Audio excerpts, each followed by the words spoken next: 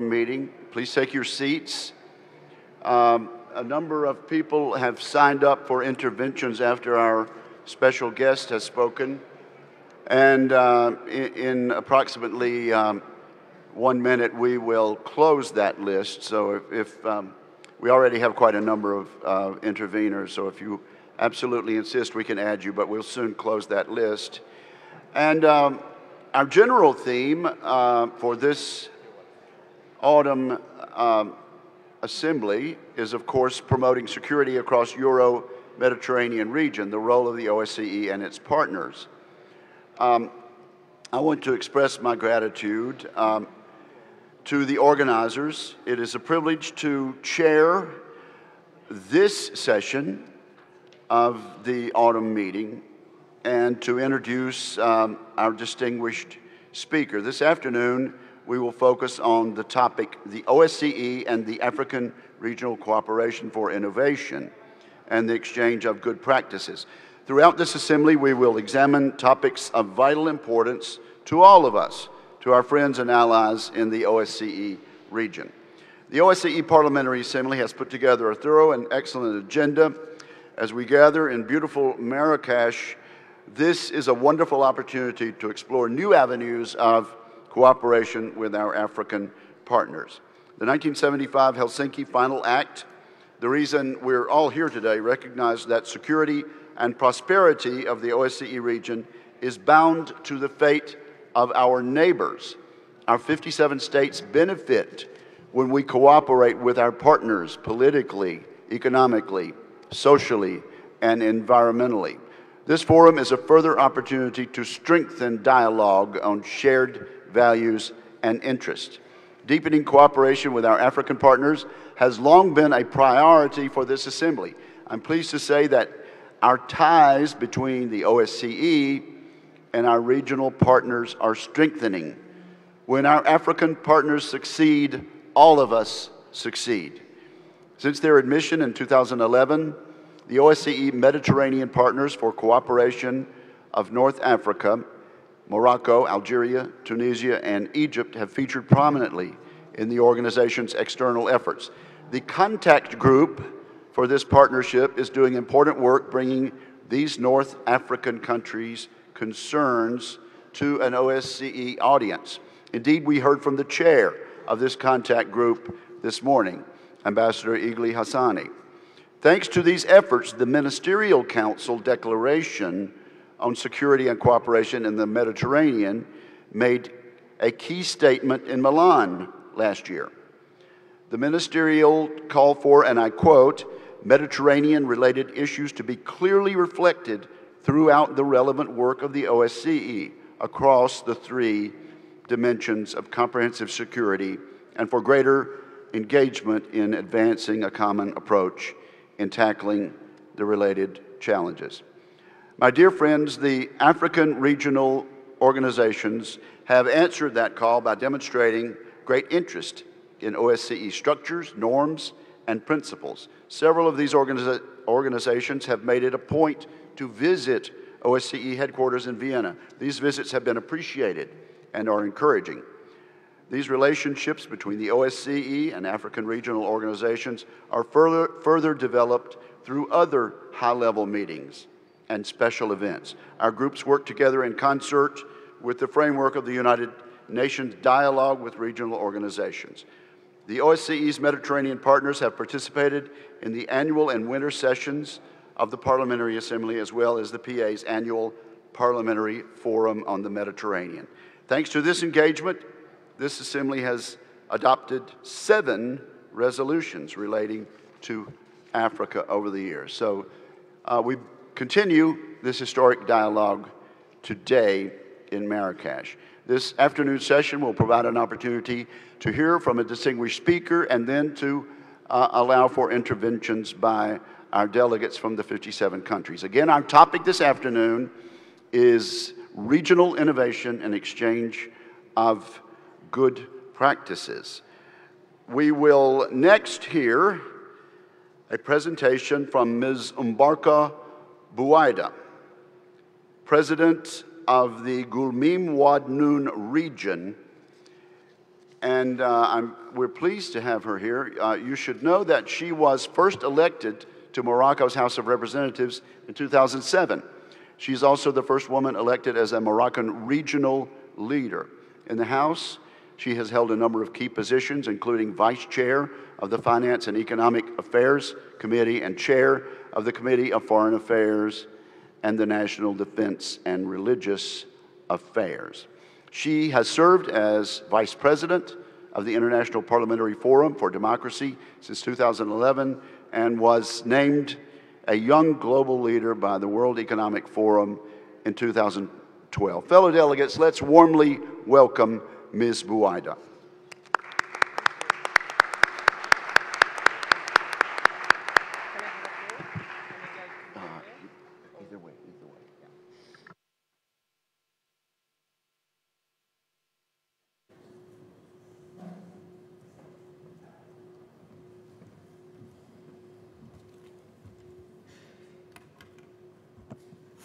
Bismillah ar-Rahman ar-Rahim. Merci, Monsieur le Président, pour votre présentation. Mesdames et Messieurs, membres de l'organisation de l'Assemblée parlementaire de l'OSCE, Mesdames et Messieurs, membres de la Chambre des conseillers du Maroc, Mesdames et Messieurs, invités à cette belle rencontre et cette session. Tout d'abord, je souhaiterais à mon tour aussi je voudrais souhaiter la bienvenue aux délégations parlementaires de l'Organisation pour la sécurité et la coopération européenne et vous félicite tous et toutes présentes ici pour la tenue de cette 18e Assemblée parlementaire au Maroc, qui est certes une première, mais doit être aussi le début d'une tradition qu'on doit consacrer. Je pense que le choix, votre choix de l'Assemblée parlementaire de l'OSCE de délocaliser votre réunion dans un pays partenaire comme le Maroc est un choix bien entendu bien réfléchi certes, mais aussi un choix judicieux car nous partageons tous, et ça a été dit pendant la première session inaugurale, nous partageons tous les mêmes soucis, les mêmes défis, les mêmes challenges. Je pense que la distinction qui se faisait ou qu'on faisait avant entre les pays du Sud et les pays du Nord a de moins en moins de sens, car les soucis sont les mêmes, nos populations vivent exactement les mêmes problèmes, les phénomènes comme, ou en tout cas des sujets aussi importants comme la sécurité dont on a entendu parler tout à l'heure au sens large, comme aussi, enfin, qui dit sécurité dit terrorisme, mais aussi on parle de sujets qui nous concernent tous comme la migration. Ce sont aujourd'hui des sujets transnationaux qui dépassent on va dire, cette approche classique de pays du Nord et pays du Sud, des pays du pourtour méditerranéen. Mais je pense que aujourd'hui, ce sont des défis communs, des défis qui rendent aussi le monde beaucoup plus petit. Et c'est là où je souhaiterais justement peut-être axer mon intervention sur la proximité dans la gestion de tous ces défis-là. Aujourd'hui, votre présence ici, bien entendu, prouve la nécessité de continuer, de consolider l'échange et aussi le dialogue entre États, entre organisations, mais aussi le dialogue entre personnes et entre régions, car tout se passe aussi et surtout dans la proximité. Ce que nous vivons aujourd'hui est la conséquence d'une mondialisation, certes, mais pas seulement de la mondialisation. C'est une conséquence de plusieurs axes, de plusieurs choses, de plusieurs mutations qu'a connues le monde. L'exemple de mon pays, je pense que je suis là aussi pour parler un peu de mon pays et de ma région. Nous sommes passés, par exemple, en politique migratoire, d'être un pays de transit, d'être un pays exportateur de migrants, à un pays aussi, à une terre d'accueil. Et c'est dans ce sens qu'en 2013, fin 2013, Sa Majesté le roi Mohamed VI, que Dieu l'assiste, avait annoncé la politique nationale pour la migration, qui a donné lieu à la régularisation de la situation de plusieurs immigrés au Maroc, plusieurs dizaines de milliers d'immigrés au Maroc. Je dis ça parce que, en donnant cet exemple, aujourd'hui, quand on vit un phénomène comme celui de la migration, ce n'est pas seulement à cause de la pauvreté, ce n'est pas seulement parce qu'on va à la recherche de salaire ou d'emploi, mais c'est beaucoup et surtout pour chercher un bien-être, pour chercher une certaine sécurité qui est de plus en plus, on va dire, ambiguë comme définition de la sécurité. Et tout ça fait que finalement, il faut trouver du temps pour bien analyser ces défis, pour bien les comprendre et pour bien les traiter. Alors, personnellement, en tant que présidente aussi de région, je me suis investie dans le processus de régionalisation que le Maroc a entamé depuis 2015, pour une raison principale, c'est que je crois beaucoup en le changement dans la proximité. Donc, quand on parle de ces grands phénomènes et de ces sujets qui aujourd'hui occupent et préoccupent le monde, ce sont aussi des sujets de proximité qu'on doit traiter au niveau local et au niveau régional. Et c'est là où justement l'intérêt d'une déconcentration et d'une décentralisation, à la fois des décisions étatiques, mais aussi des échanges avec les populations, avec les acteurs, avec les décideurs, est très importante. Au Maroc, on a commencé cette expérience en 2015. L'idée, bien entendu, est de développer des régions capables d'avoir une certaine autonomie et indépendance financière, capables aussi d'intégrer ces populations au niveau local, capables de créer l'emploi pour ces populations, mais pas seulement de l'emploi, capables aussi de réduire le gap entre les différentes régions. Parce que ce que vous vivez dans vos pays, nous le vivons aussi. Nous avons des grandes villes qui aujourd'hui absorbent la majorité du travail, qui aujourd'hui représentent des taux beaucoup plus élevés en termes de PIB, de GDP, mais nous avons aussi des régions qui sont reculées, qui sont enclavées, qui sont marginalisées, où le défi est encore plus important de désenclavement, de développement, d'attractivité économique, de création d'emplois et de bien-être social pour ces jeunes. Quelqu'un avait dit tout à l'heure, je pense que c'était le président Belchamas qui a parlé de 60% de la population dans les pays méditerranéens qui avait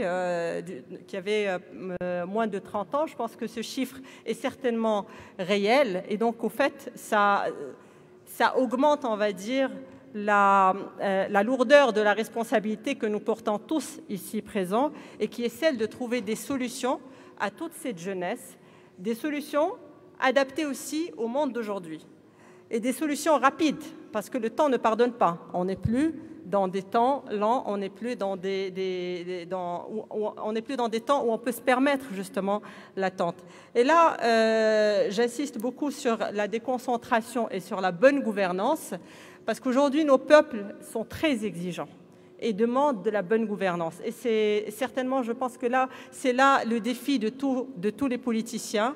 Et c'est là où on doit réussir justement ce pari d'une meilleure coopération entre nous, ce pari d'échanger les bonnes pratiques entre nous pour pouvoir justement aller de l'avant. Un deuxième point qui me semble important, parce que je ne sais pas comment elle va se dérouler cette session, mais peut-être qu'il y aura certainement un échange avec vous et des questions-réponses. Un deuxième point qui me semble extrêmement important, c'est la confiance entre nous, la confiance entre élus et population, la confiance entre régions, et quand je dis régions, c'est le sens large des régions, Nord-Sud, Europe et Maghreb, Afrique. Donc en fait, c'est une confiance régionale qui doit s'installer et qui doit être consolidée pour pouvoir aller de l'avant. Car aujourd'hui, et je dis bien aucun changement, aucune réforme ne peut réussir s'il n'y a pas une vraie confiance et s'il n'y a pas un déploiement sérieux et efficace. Et c'est là où il y a encore un travail à faire. Aujourd'hui, on vit dans le monde une crise politique qui fait que les partis politiques, que les idéologies sont un peu en crise. Et nous avons un gap entre le discours politique et le discours que souhaiteraient écouter aussi nos concitoyens. Et là, je pense qu'il y a un effort énorme à faire. C'est pour ça que la délocalisation de dialogue politique comme celui-là est quelque chose de très important, que j'encourage énormément. J'encourage même à une délocalisation encore plus fine et plus détaillée vers des régions encore plus marginalisées dans le monde. Un dernier point, c'est aussi, parce qu'on est là aussi pour parler de la coopération régionale africaine pour l'innovation et l'échange de bonnes pratiques. Quand on parle de bonne gouvernance, on parle aussi de la participation féminine dans la gestion décentralisée, dans la gestion locale et régionale. Je pense que là aussi, c'est un défi important que nous portons tous, en tout cas pays africains, pays du Maghreb, pays du Sud.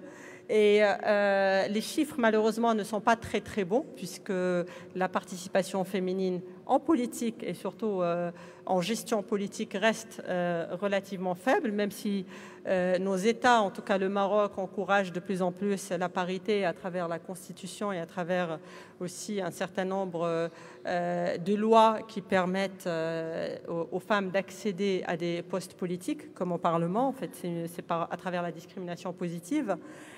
Mais je pense que la participation et la contribution des femmes dans la gestion de dossiers aussi importants qui nous préoccupent tous, si on prend que les grands dossiers qui, en les déclinant, on part vers les petits dossiers. Donc si on prend la sécurité et la migration, je pense qu'une participation, une contribution féminine à des dossiers pareils donnera beaucoup plus de caractère humain et humaniste à des solutions qui certainement auront beaucoup plus d'écoute et seront beaucoup plus efficaces et pertinentes. Je n'en dirai pas plus, je pense que j'attendrai peut-être d'échanger un peu avec vous et je serai là pour répondre à toutes les questions. Merci.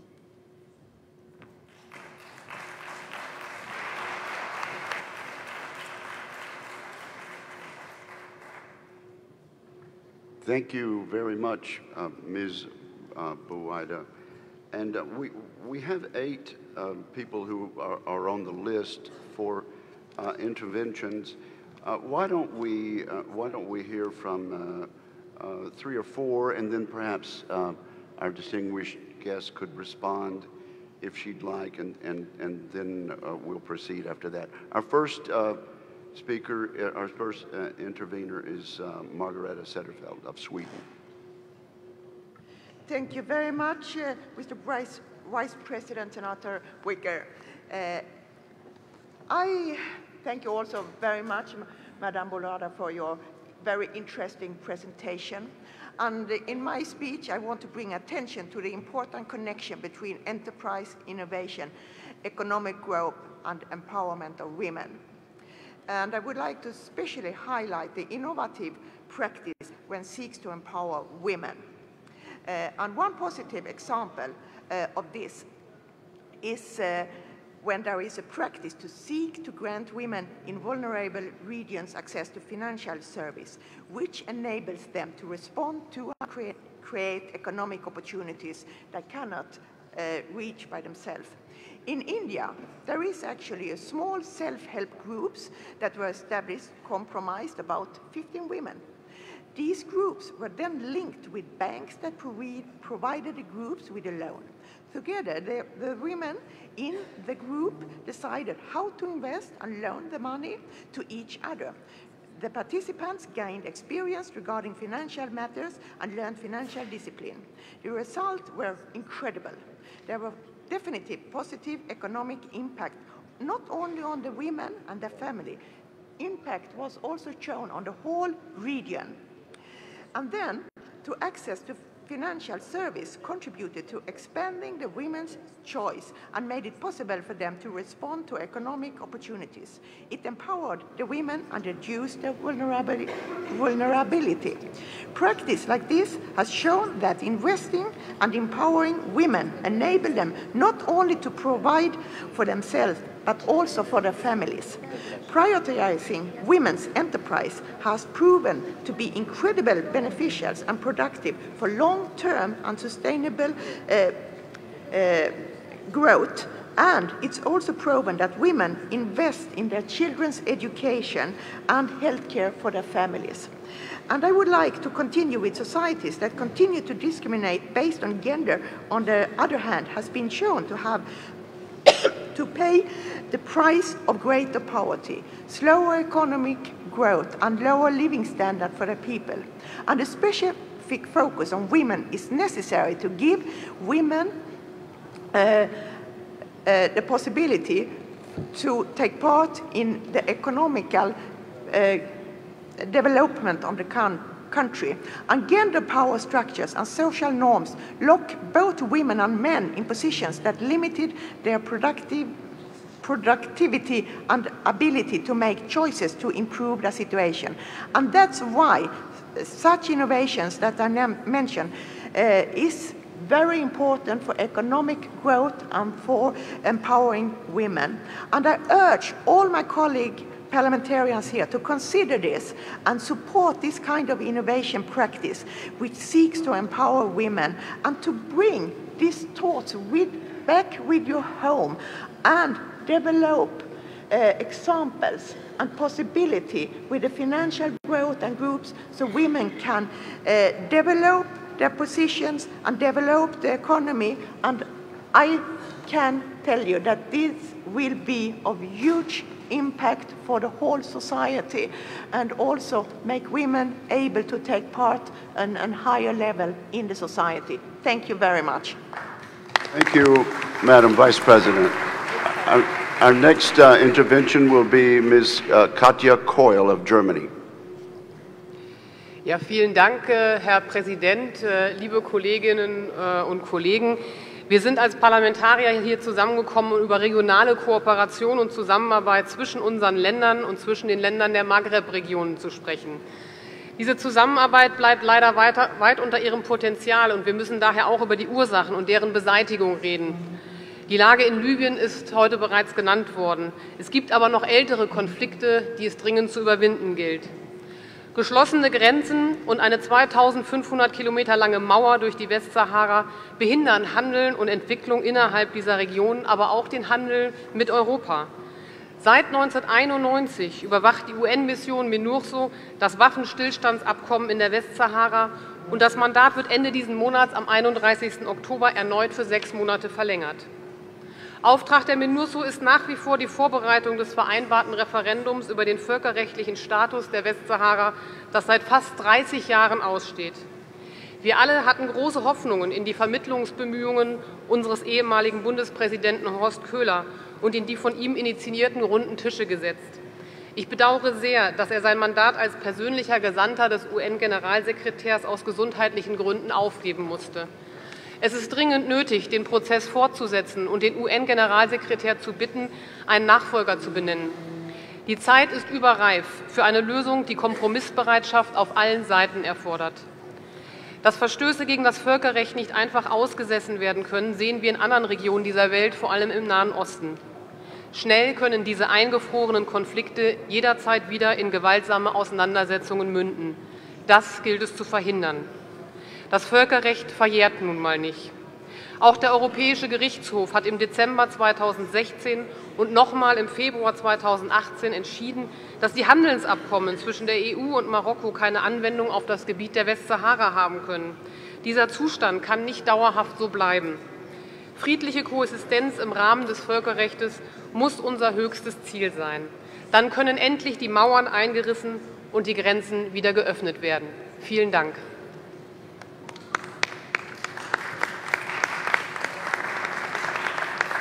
Thank you, Katja.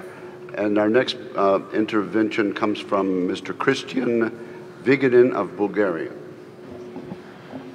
Thank you, Mr. Vice President Wicker, Your Excellencies, dear colleagues. Thank you, Mrs. Boyda, for your presentation. We attach great importance to the strengthening of the cooperation among the 57 OSCE participating states and the Mediterranean partners, in particular on areas like the handling of migration flows, fight to human trafficking and to terrorism, and energy cooperation. This engagement has to be translated into enhanced action-oriented dialogue with the Mediterranean partners and the continuity and sustainability of the partnership's achievements.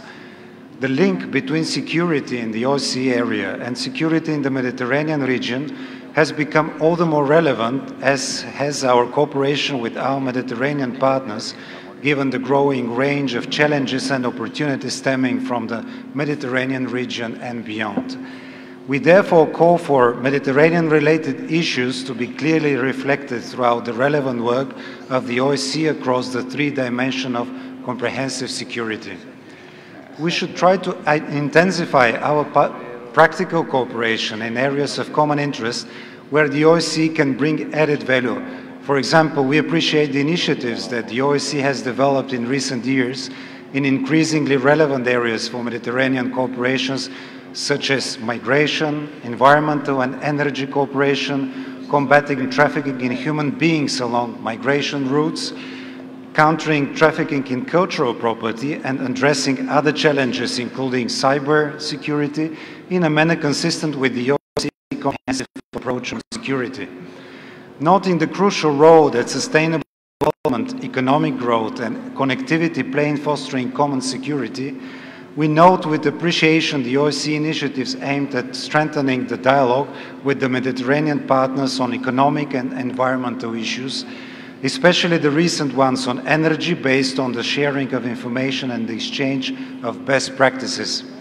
We look forward to intensified engagement between the OSCE and the Mediterranean partners for cooperation in areas of common interest and concern, including the role of energy in fostering growth and cooperation, energy security and opportunities offered by renewable sources of energy in line with the OSCE commitments. I underscore the continuing relevance of the respect for human rights and fundamental freedoms as an integral part of the OSCE comprehensive concept of security.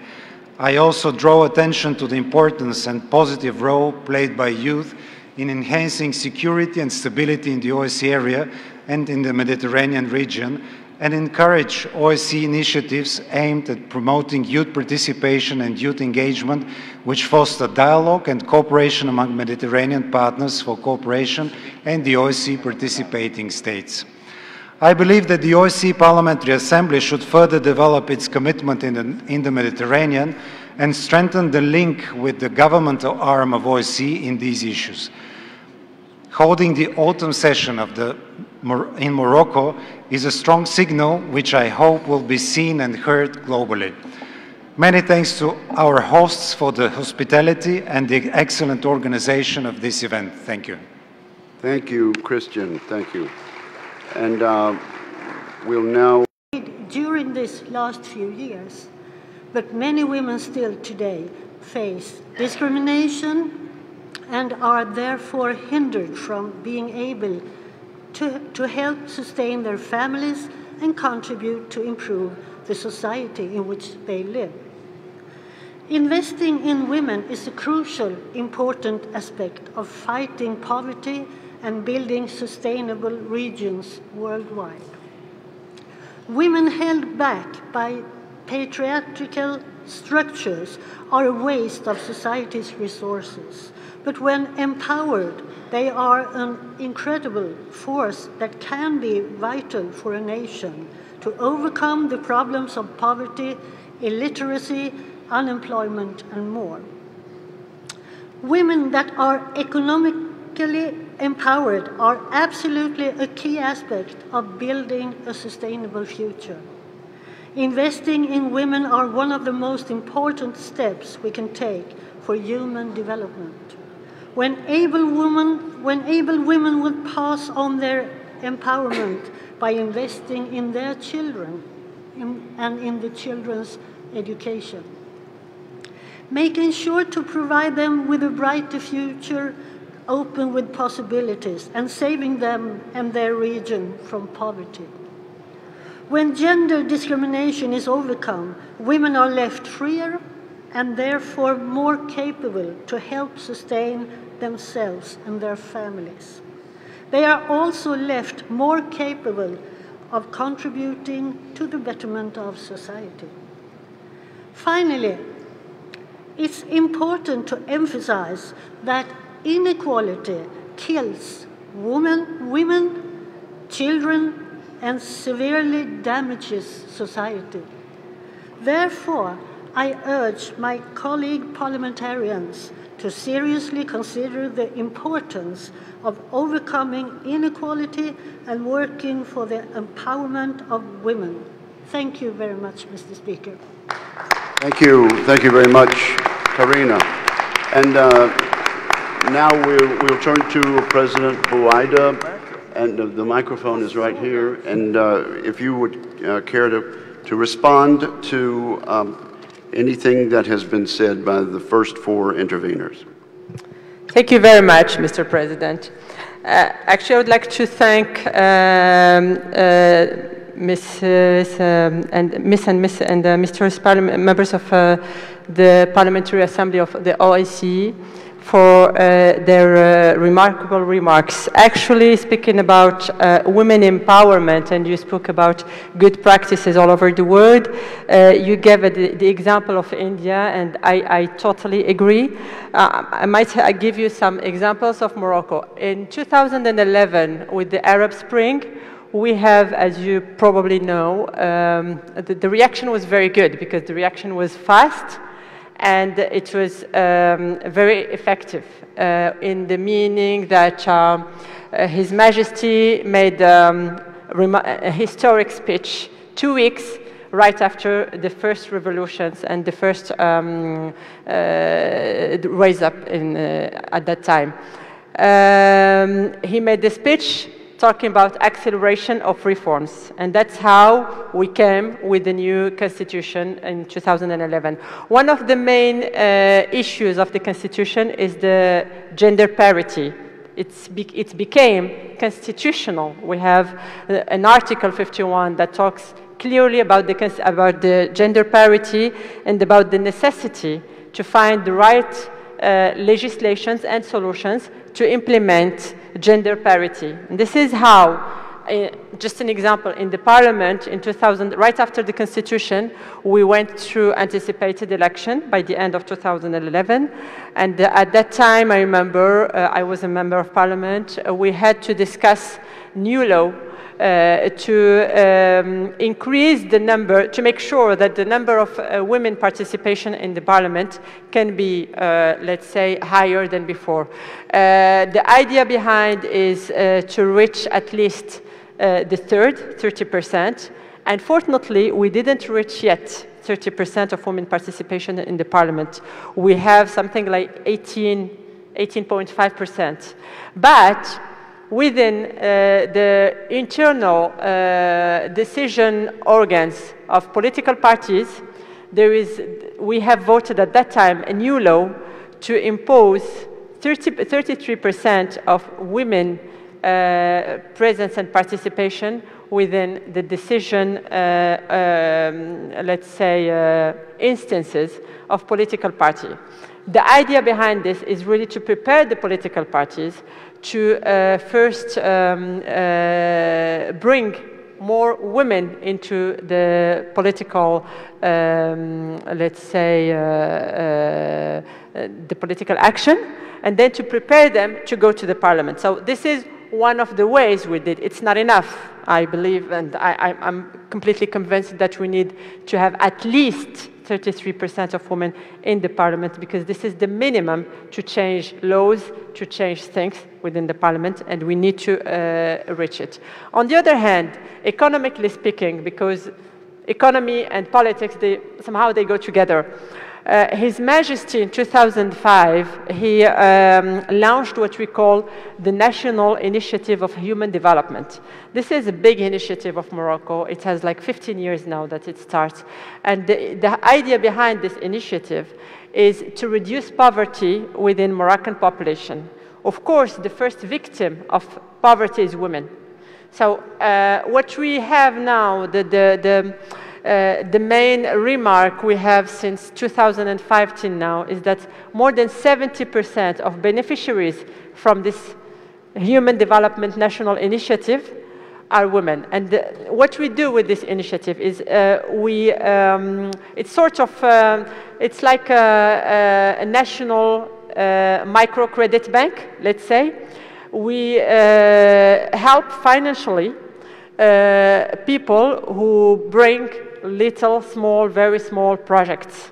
So the idea is really to create new jobs, to create an added value, and to make sure we have profitable projects. It's not only, it's not charity, it's really profitable projects. It became very interesting 10 years later because we start seeing the impact of this initiative. We start having a middle class. We start seeing also a change, a positive change actually, in the way of life of a lot of families and obviously a lot of women.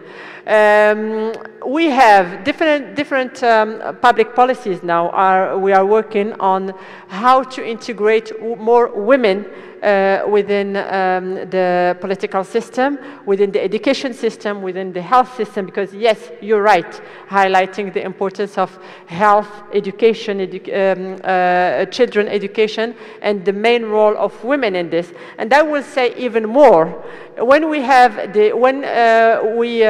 reach the autonomy of women, we can even guarantee more security in the society, less migration problems within the society, because the first victim of migration, from my point of view, are women.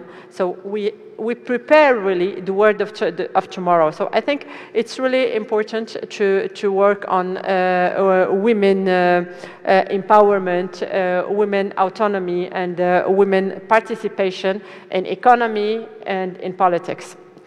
We have also the very active civil society, I should say that, because the civil society in Morocco is really important, and the civil society oriented to empower women.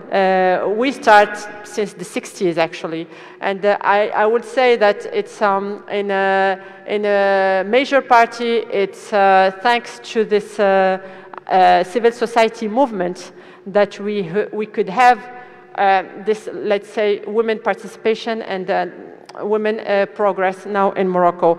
We are waiting in the next, hopefully it's going to happen in the next few days or few months, because it's constitutional aspect.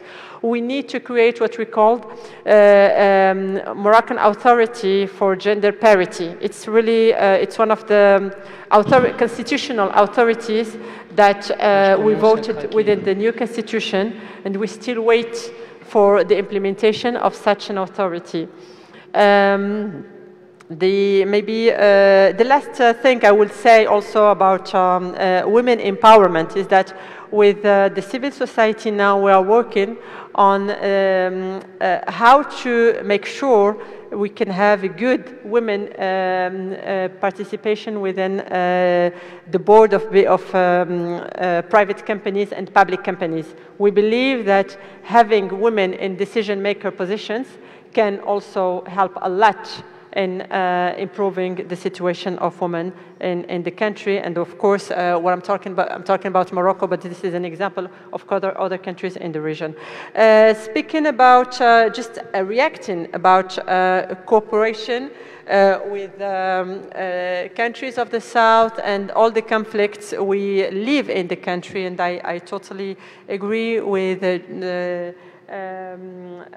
Mrs. Katja from Germany when she said we have to overcome the conflicts. I think it's for sure one of the barriers to development. And when I spoke at the beginning, I spoke a lot about decentralization, deconcentration, and regionalization in Morocco. Unfortunately, the conflict of the Sahara doesn't help the region to benefit from better cooperation with other regions all over the world. We try our best. I think you spoke about the efforts of the former special envoy, Mr. Hurst Kohler, and I really I was pleased to see that finally we could retake the file again, and we could restart the negotiation in order to find a solution, a political solution to this conflict. As you know, and I think this is maybe let's say, the soft power of Morocco, and also a very wise idea from, and very wise decision from the king, is to propose the autonomy plan for the Sahara. While waiting for decisions from the UN, we are really implementing the regionalization and starting in the south, because this autonomy plan goes from the idea of giving more, of empowering actually the population in the south, of giving more and more prerogatives to elected people to better manage their own, let's say, issues. And this is what we do in the Sahara. I'm the president of one of the regions of the Sahara. We have 3 regions in the south of Morocco: my region, Gulmi Mouadnoun, the region of Layoun, and the region of Dakhla. And efforts we are making are huge to develop this region, but we need the support. We need not only local and national support, but we need international support to develop these regions, because the development is first economic development, is to create more attractivity of the region, is to create more connectivity of the region, is to create more jobs in the region. This is how I believe, and we believe, this is the best probably way to resolve conflict.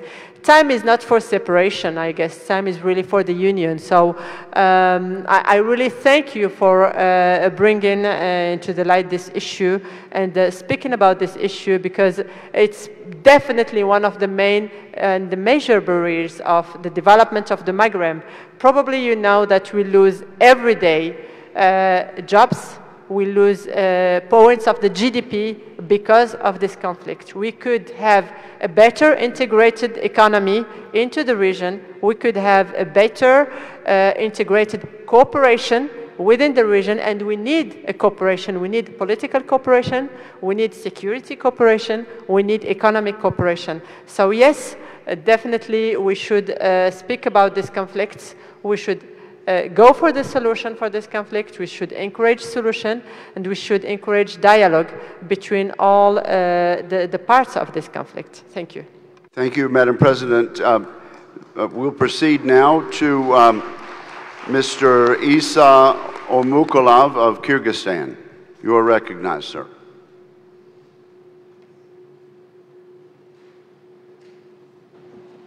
Спасибо, господин председатель, уважаемые коллеги. Мы убеждены, что структурное преобразование в обществе и развитие национальной экономики государства в значительной степени заключается не только в развитии научных, технологических и инновационных возможностей, но и в развитии регионального сотрудничества и обмене опытом с соседними государствами. На наш взгляд, сегодня государства Африки обладают широчайшими возможностями как для внедрения инновационных технологий, так и для совместного развития в рамках регионального сотрудничества. В пользу этого мнения свидетельствует рост макроэкономических показателей во многих африканских странах и все более благоприятные условия для экономического роста. Многие африканские страны испытали впечатляющий экономический рост в последние десятилетия, как вследствие притока инвестиций, так и увеличения торговли со странами Азии и с Китаем в частности. Мы верим, что государства африканского континента также обладают широким спектром технологических возможностей для успешного развития и решения насущных экономических проблем. При этом информационные технологии, биотехнологии и нанотехнологии или любой другой вид прикладной науки может быть использован и применяться в борьбе с засухой, болезнями и другими проблемами. Наряду с этим новые технологии позволяют повысить экономическую конкурентоспособность каждого из государств континента. В этой связи мы убеждены, что национальная система инноваций должны стремиться к продвижению региональных программ экономической интеграции Африки. В этой области мы считаем важной роль ряда региональных и международных институтов с программами, направленными на развитие этих стран. Среди них необходимо отметить программы и проекты Африканского союза, нового партнерства для развития Африки, Африканского банка развития и Всемирного банка и Организации Объединенных Наций по вопросам образования, науки и культуры. Здесь, на наш взгляд, задача видится повышение координации этих организаций для создания и развития национальных и региональных систем инноваций. Благоприятно видится стремление африканских государств интегрировать свои национальные экономики через такие институциональные соглашения, как общий рынок для Восточной и Южной Африки и экономическое сообщество западноафриканских государств. Уверен, что это позволит странам Африки объединить свое разнообразие и активы и создать большие рынки, в том числе в области инноваций и технологий.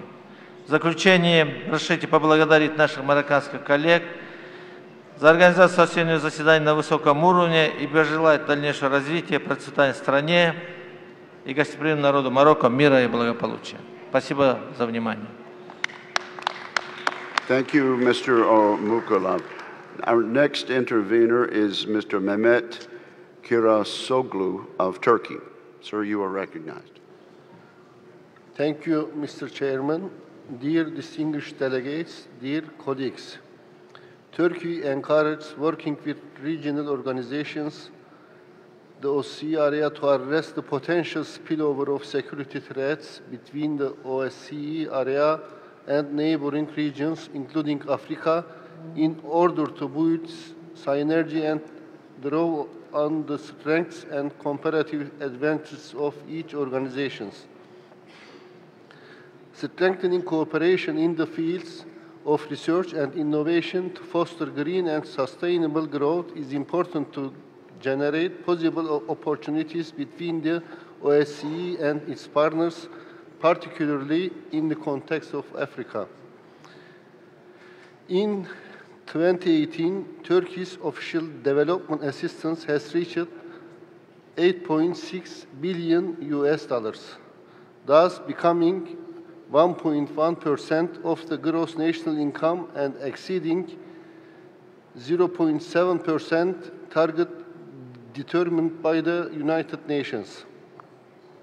Turkish Cooperation and Coordination Agency has its program coordination offices in 22 African countries, and there is no single African country left which has not been benefited from development cooperation and technical assistance activities and projects implemented by this agency.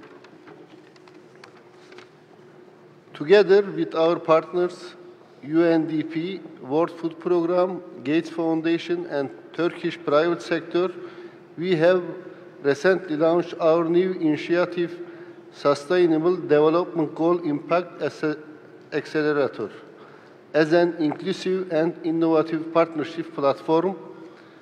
With this project, Turkey will become the most important testbed for entrepreneurs to create innovative solutions for 70 million displaced people around the world, specifically in the least developed countries, including Africa.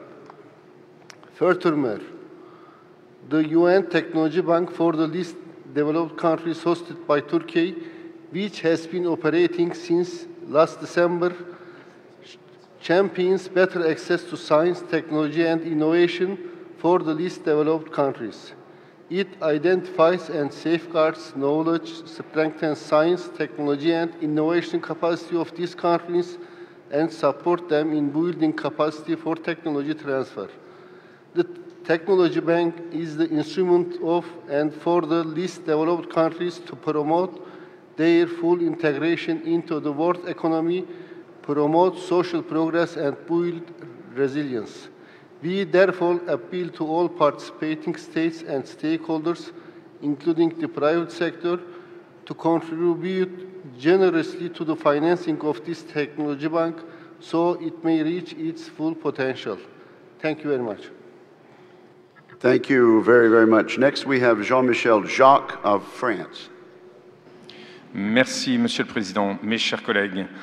La question de la sécurité en Europe est intimement liée à la sécurité dans la région méditerranéenne tout entière. L'OSCE l'a bien compris, avec ses partenaires méditerranéens, elle coopère étroitement pour la mise en œuvre de ses engagements dans les trois dimensions. Du fait de sa position géographique, la France est particulièrement attachée au partenariat méditerranéen. Notre Assemblée a un représentant spécial pour la Méditerranée qui veille tout particulièrement à renforcer nos échanges avec nos partenaires méditerranéens sur les défis communs, lutte contre le terrorisme, la sécurité des frontières, la gestion de l'eau, la tolérance et l'environnement. Mais l'OSCE partage également son expérience en matière de promotion de la liberté des médias, d'assistance électorale, de la lutte contre le traitement des êtres humains et la question de l'égalité des hommes-femmes. Dans son discours à Ouagadougou en novembre 2017, le président Emmanuel Macron a décrit les enjeux d'une nouvelle relation avec l'Afrique, celle de la responsabilité partagée, fondée sur le partenariat durable, d'égal à égal, pour investir dans le secteur privé, dans l'innovation africaine, dans la jeunesse africaine, mais aussi pour la sécurité collective. Notre capacité d'action collective dépend d'abord de notre vision commune et à cet égard, nos partenaires méditerranéens pour la coopération sont à mes yeux les ponts naturels entre les deux rives de la Méditerranée. Ils apportent aux uns et aux autres une meilleure compréhension réciproque. Ils sont les maillons naturels et solides de nos échanges. Et le Maroc qui nous accueille aujourd'hui en est un exemple éloquent. L'OSCE a un intérêt certain à avoir une approche globale. Et comme nos débats nous l'ont démontré ce matin, la migration doit y trouver sa juste place. Je vous remercie.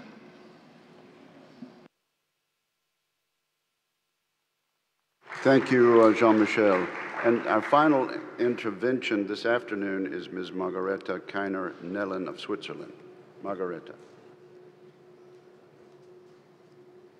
Merci beaucoup, Monsieur le Président. Au nom de la délégation suisse, je tiens à remercier nos hôtes de l'excellente conférence qu'ils nous mettent à disposition ici à Marrakech.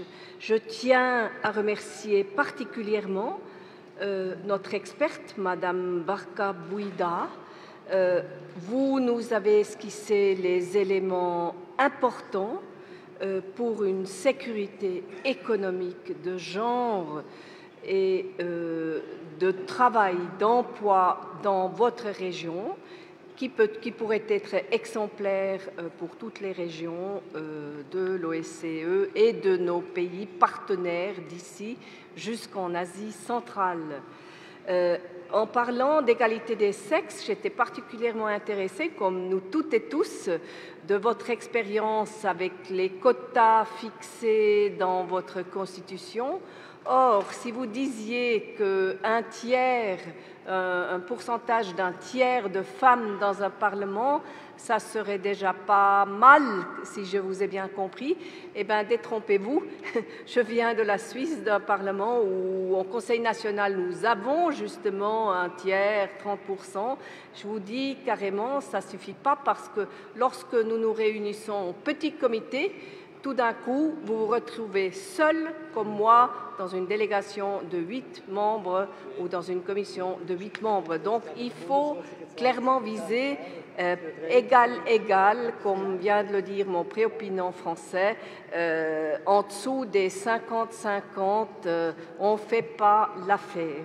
Je tiens également à remercier le président de la Chambre des conseillers du Royaume du Maroc, Monsieur Hakim Benjamache, pour son discours de qualité qui nous a impressionnés. Et je tiens à relever pendant cette session-ci dans quelle mesure la culture des valeurs, la culture des droits humains que le président Benjamache a évoqué nous tient toutes et tous à cœur. Je tiens à rappeler, tout comme mon préopinant Christian Vigenin de Bulgarie, que dans le document final d'Helsinki, il a été déjà posé comme base claire pour tous les États participants à la fondation de l'OSCE que les droits humains était un souci sécuritaire légitime et nécessaire pour tous les États membres et pour la sécurité dans toute notre zone. C'est ensuite dans les documents de Copenhague, dans le document de Vienne ainsi que dans le document de Moscou où ces principes de droits humains ont été concrétisés et auxquels tous nos États membres ont souscrit. Et ça serait mon souhait que nos États partenaires, tels le Maroc, qui le fait, selon toute évidence, comme on entend aujourd'hui, avec plaisir, que tous nos États partenaires pourraient également se rallier et souscrire à ces droits fondamentaux ancrés dans nos documents de base, le document final d'Helsinki, le document de Copenhague, le document de Vienne ainsi que le document de Moscou.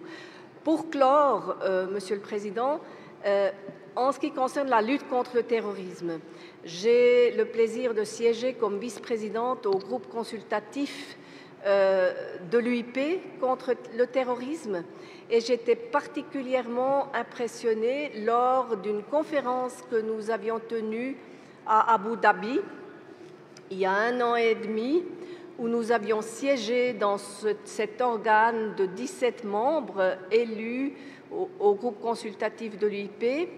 Nous avions débattu une longue journée, encore une demi-journée.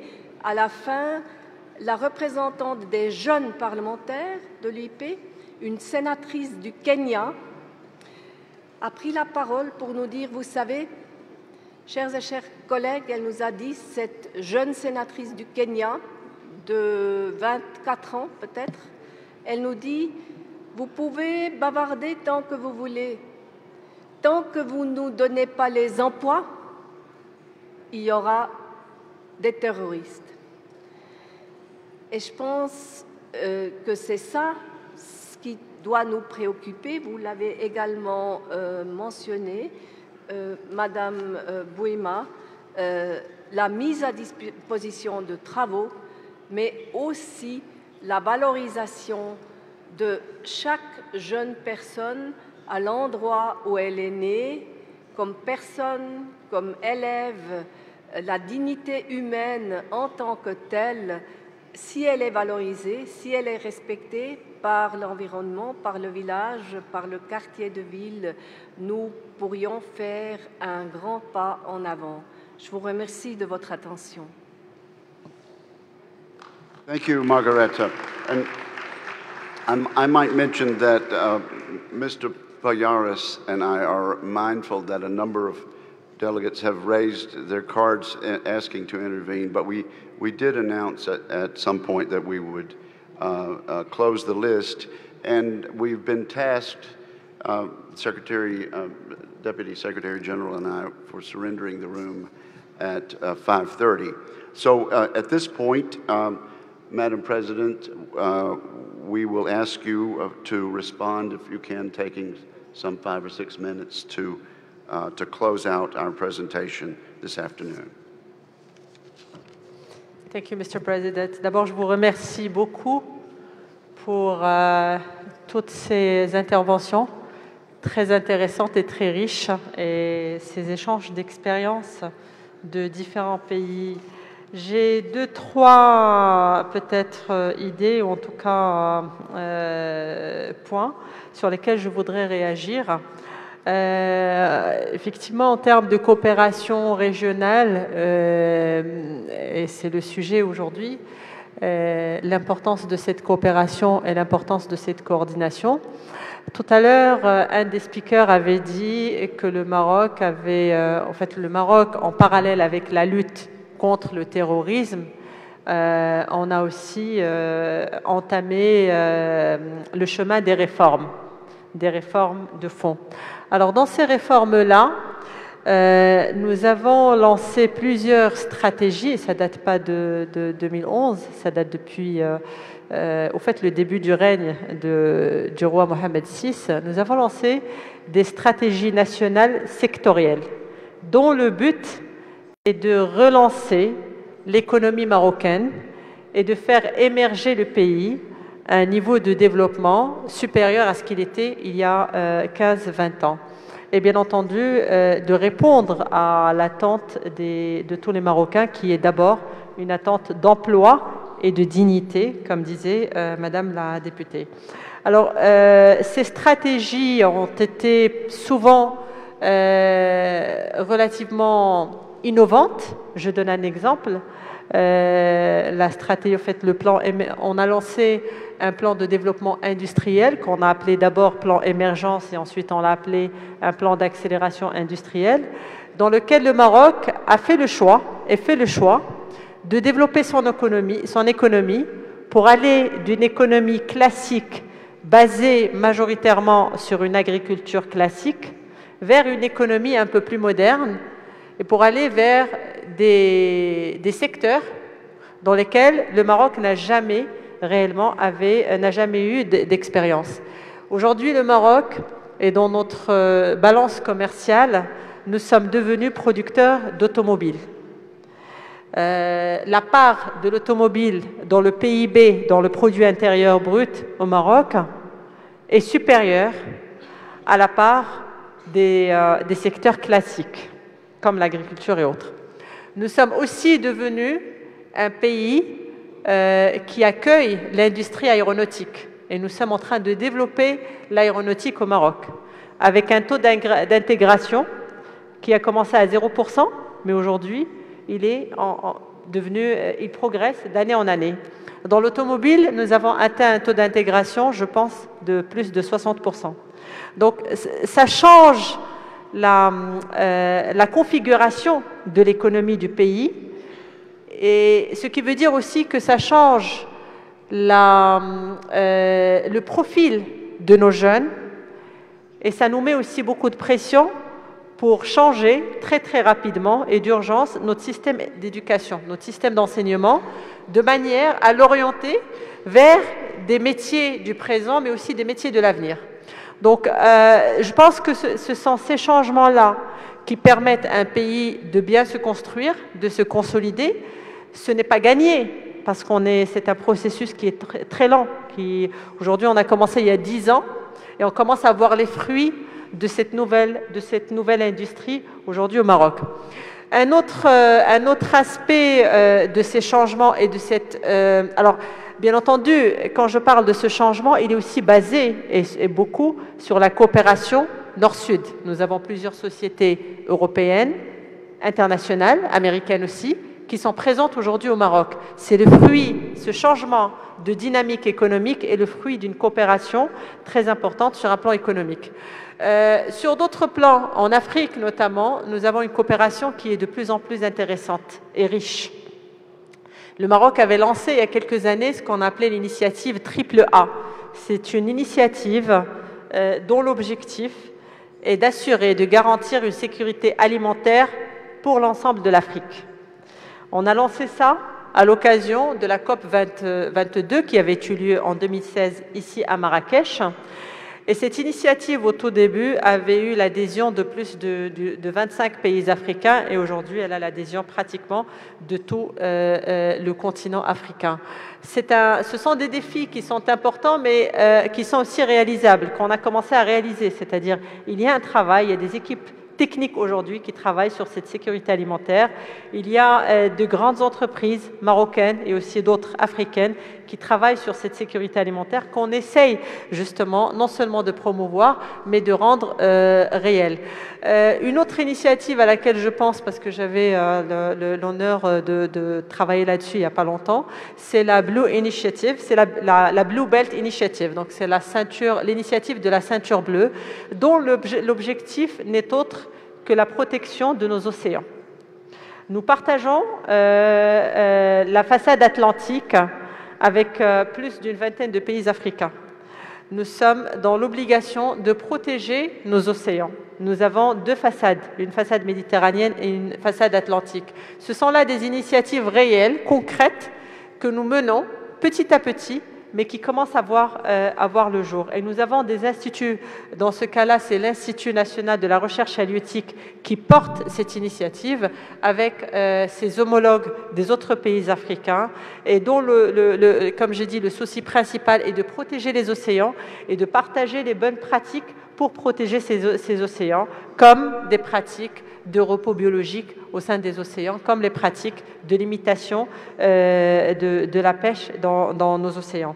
Un dernier point justement concernant la coopération régionale et qui me semble aussi important, c'est la coopération en termes d'éducation et la coopération culturelle et d'enseignement. Le Maroc croit beaucoup en cette coopération et nous avons aujourd'hui, nous accueillons plus de 11 000 étudiants africains au sein de nos universités marocaines à travers tout le Maroc. C'est pour nous, honnêtement et pour moi personnellement, je pense que c'est, si je dois définir la réussite ou en tout cas la réussite de la coopération régionale ou africaine entre le Maroc et les autres pays africains, je la définirai par un seul exemple, c'est cette approche culturelle et éducationnelle qui me semble extrêmement importante. C'est là, on va dire, la meilleure façon de rapprocher les peuples, la meilleure façon de partager les bonnes pratiques entre les peuples, la meilleure façon aussi de porter un projet commun pour l'Afrique, auquel nous croyons tous. Il y a aussi, et là je finis par rapport au volet coopération, c'est la coopération tripartite aussi, qui est importante. Il y a quelques années, la coopération tripartite était un titre, au fait, qui n'avait pas réellement de fond. On y pensait, mais on n'avait pas de projet réel à mettre en avant en termes de coopération tripartite. Aujourd'hui, il y a des sujets, il y a des projets de coopération tripartite que nous réalisons ensemble. Il y a aujourd'hui des exemples concrets en termes de coopération bilatérale entre le Maroc et des pays d'Afrique et d'autres pays.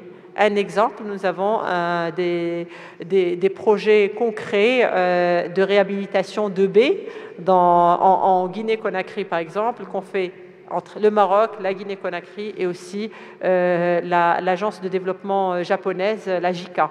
Donc ce sont là des choses concrètes, des exemples concrets qui donnent des résultats probants et bien entendu qui restent très timides et modestes. Il va falloir les multiplier, il va falloir s'assurer aussi de la réussite de tous ces projets-là. Je suis tout à fait d'accord sur le deuxième volet qui était l'objet d'intervention de monsieur le représentant de la France. C'est aussi la migration qui doit effectivement trouver sa juste place dans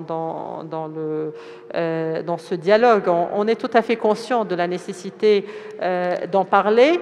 Je pense qu'on a fait, en tout cas en ce qui nous concerne en tant que Marocains, on a fait un choix humain, un choix réaliste, un choix pertinent, qui est celui d'accepter la migration. La migration n'est pas un phénomène, on va dire, à court terme, mais c'est un mode de vie qui s'installe et qui va continuer à s'installer dans le monde entier et qu'il va falloir accepter. Il va falloir le traiter autrement, je pense, et tout en respectant les us et coutumes de chaque pays, tout en respectant les règles de chaque pays, tout en respectant les lois de chaque pays. Mais je pense qu'il y a une chose de sûr et de commun, ce sont les valeurs sur lesquelles on est en train de reconstruire le monde d'aujourd'hui, en train de le consolider. Ce sont les valeurs humaines. Et à mon avis, là, il faut qu'il y ait une mobilisation commune et globale pour défendre ces valeurs humaines, pour défendre les droits de ces migrants, pour permettre une migration, en tout cas, beaucoup plus efficace, une meilleure migration, pour permettre, en tout cas, un monde meilleur à tous ces gens-là, que ce soit chez eux ou chez les autres. Il faudra l'accepter. Madame, juste pour une petite annotation, quand j'ai parlé du quota en disant on n'est même pas arrivé au tiers, je suis tout à fait d'accord avec vous, on ne vise pas le tiers, on vise au minimum justement quand la parité telle qu'elle a été conçue, en tout cas dans le monde et telle qu'elle a été aussi adoptée dans notre Constitution, est une parité d'égal à égal. Donc on parle d'un minimum de 50%. Je suis tout à fait d'accord avec vous, mais je dis qu'on n'a même pas encore atteint le tiers étant une masse minime critique, on va dire, et j'adhère entièrement à votre idée qu'il va falloir développer encore plus la parité, parce que ce n'est pas un luxe, c'est un must. Vous l'avez tous dit, des études d'organismes internationaux l'ont bien prouvé, une meilleure participation féminine est égale à un meilleur développement et une meilleure intégration des sociétés. Voilà, je vous remercie.